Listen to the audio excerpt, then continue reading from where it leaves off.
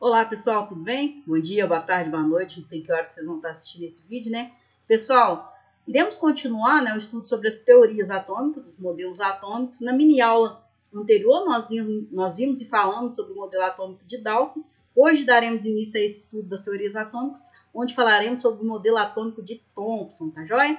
Espero que vocês gostem do conteúdo e que de alguma forma esse material auxilie aí no estudo de vocês. Hoje nós veremos o que Thomson propôs, para poder tentar explicar o que era o átomo, beleza? Bora então para a nossa mini aula. Bom, a teoria atômica de Thomson, ela foi proposta em 1897, tá? E, assim como o Dalton também, a teoria atômica de Thomson, ela foi proposta com base nos resultados de estudos científicos, né? No caso aqui do modelo atômico de Thomson, ele foi proposto, essa teoria foi proposta com base nos resultados que ele observou no experimento que foi realizado utilizando um instrumento chamado ampola de Crookes, que seria esse instrumento aqui. A gente vai ver daqui a pouquinho como é que foi realizado esse experimento dele, tá?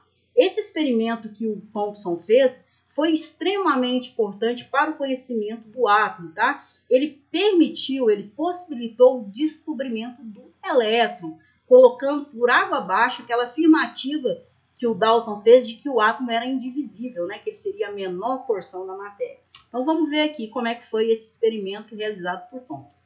Pessoal, para poder realizar esse experimento, Thomson usou, como eu disse, esse instrumento aqui, que é chamado ampola de Crookes, tá? É um tubo de vidro, o qual nós temos dois polos, tá? Ele é ligado à eletricidade, nós temos aqui um polo negativo, que é chamado de cátodo, e um polo positivo, que é chamado de ânodo, tá? E dentro dessa ampola de vidro aqui, tem um gás que está sob baixíssima pressão. O que o Thomson fez, O Thomson viu que quando ele ligava esse instrumento aqui, ou seja, passava uma corrente elétrica ali sobre esse gás, ele observava que esse gás, quando passava uma corrente elétrica por ele, alguns raios coloridos eram emitidos, tá? Conforme vocês podem ver aqui, ó.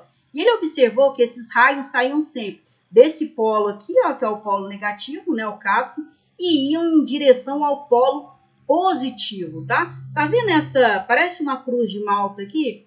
Isso aqui é como se fosse, uma ventoinha, que ele observou que quando ele passava eletricidade ali nessa ampola de Crookes, esses raios passavam e movimentavam essa ventoinha aqui, tá joia? Então, o que Thomson observou? Ele observou que quando ele ligava a eletricidade aqui, eram emitidos alguns gases coloridos, alguns raios, na verdade, coloridos, Esses raios, ele partia desse polo aqui em direção ao outro, e ao passar por essa cruzinha ali, por esse porta-objeto, ele acabava movimentando esse objeto, tá? Como esses raios partiam do polo negativo, do cátodo, o Thomson sugeriu, um nome para esses raios, no qual eles foram chamados de raios catódicos, tá?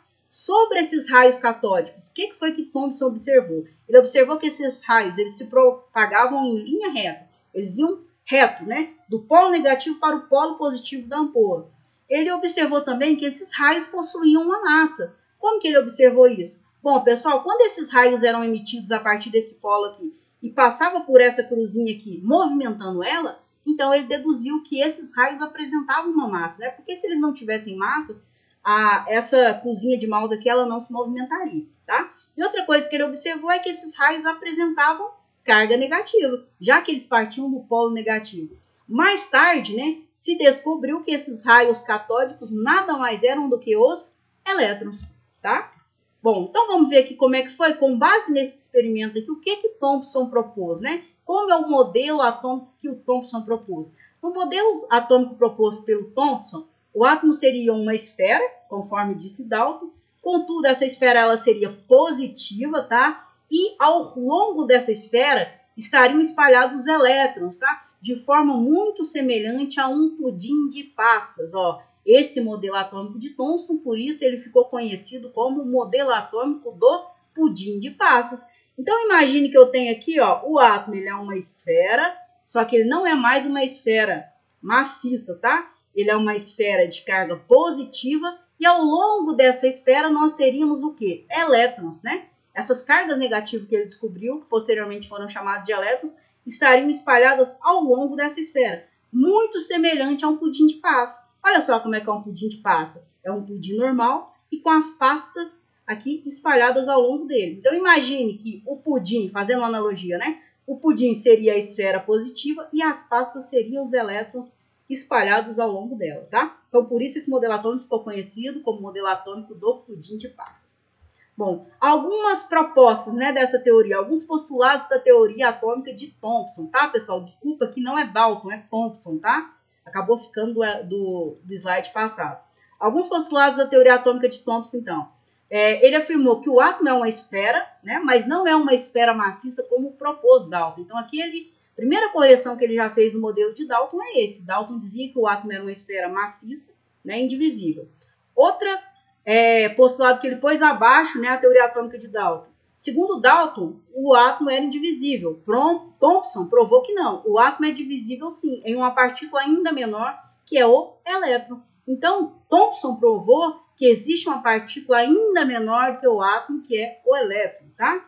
E outra proposta aqui, que Thomson, né, afirmou que o átomo é eletricamente neutro. O que isso significa? Né? Se o átomo é uma esfera positiva, ele precisa ter vários elétrons para poder o quê? Neutralizar aquela carga positiva. Então, é como se ele tivesse o mesmo número de carga positiva, ele tem de elétrons, tá? E uma outra proposta aqui, né, da teoria atômica de Thomson é que os elétrons não se encontram fixos ou presos no átomo, né? Eles podem ser transferidos de um átomo para o outro sob determinadas condições. Lembra lá que o Dalton disse que os átomos, numa reação química, eles são inalterados? Estava errado. Thomson conseguiu provar que o átomo, né, durante uma reação química, ele pode perder, pode ganhar elétrons, conforme nós vimos lá atrás, que era uma falha do modelo atômico de Dalton. Tá joia? Bom, a teoria atômica de Thomson, então. Quais foram as principais contribuições? Sem dúvida, a maior contribuição dessa teoria atômica foi o quê? A descoberta do elétron, né? Thomson conseguiu mostrar que a matéria apresenta uma natureza elétrica, que foi uma das falhas do modelo atômico de Dalton. Outra coisa, ele conseguiu provar que o átomo pode sim ser divisível. Ele provou a divisibilidade do átomo, né? Dalton dizia que o átomo era indivisível, Thomson foi lá e mostrou que não. Existe uma partícula ainda menor que o átomo, que é o elétron. E o Thomson conseguiu o quê? Explicar a natureza elétrica da matéria, já que essa matéria, esse átomo, teria cargas positivas e negativas, tá? Bom, mas teve uma falha, né, nesse modelo proposto por Thomson, que foi o seguinte: esse modelo ele não conseguiu explicar a estabilidade eletrostática do átomo. O que seria isso, pessoal? Olha só. O átomo, segundo Thomson, ele seria uma esfera positiva, né, com elétrons ao longo dele, né, espécies com carga negativa.